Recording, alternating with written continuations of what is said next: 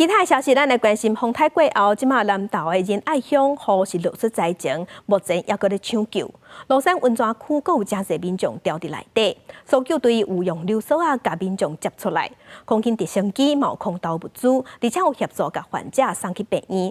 民间即马嘛有外野机车队甲物资送入去部落内底。公路总局即马嘛当地抢修车路。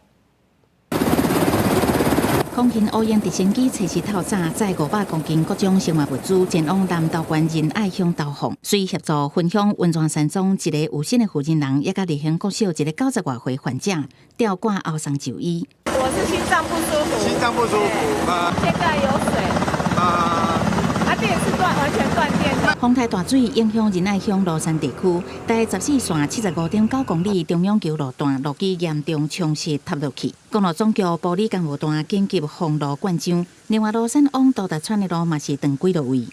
现在族人都用步行的回去，这里应该过没多久就会整个垮下去了吧。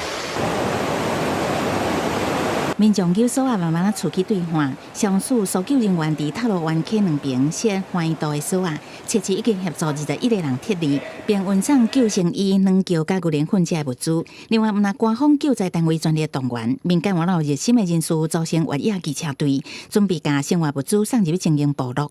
精英部落他们现在传出来的消息是没有水、没有衣服，小孩子没有奶粉、没有尿布，他们现在有困难，当然是人溺己溺嘛。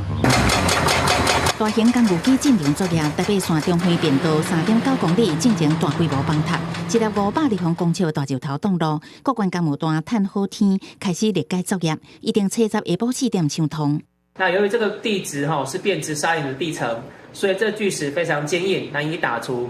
工务段也在增加工作面，希望可以再调派机具进来协助。公路总局提醒，除了中环便道中段，第14线九庆南到雾社、春阳到罗山，一加第14架线雾社到清境路段，拢当调派工具机抢修。山坪因为真无稳定，若这个落雨，恐惊会搁崩塌。呼吁用路人，若唔是必要，请唔通前往灾区。记者综合报道。